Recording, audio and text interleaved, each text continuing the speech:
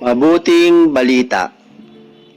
Mateo Kapitulo 21, versikulo 28 hanggang 32. Ang mabuting balita ng Panginoon ayon kay San Mateo.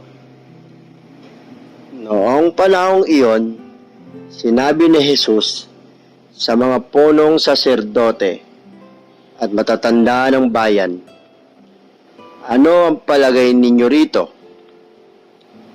May isang tao na may 2 anak na lalaki. Lumapit siya sa nakatatanda at sinabi, 'Anak, lumabas ka at magtrabaho sa ubasan ngayon.' 'Ayoko po,' tugon niya.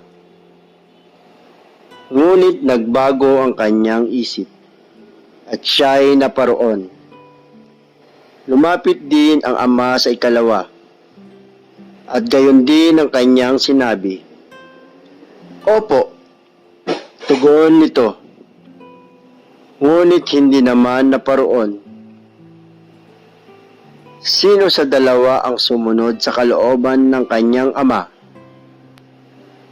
'Ang nakatatanda po,' sagot nila. Sinabi sa kanila ni Jesus, "Sinasabi ko sa inyo, ang mga publikano at masasamang babae mauuna pa sa inyong pasakop sa paghahari ng Diyos. Sapagkat naparito sa inyo si Juan at ipinakilala ang matuwid na pamumuhay, at hindi ninyo pinaniwalaan. Ngunit pinaniwalaan siya ng mga publikano at ng masasamang babae.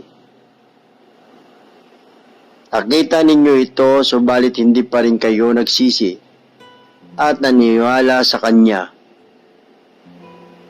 Ang mabuting balita ng Panginoon.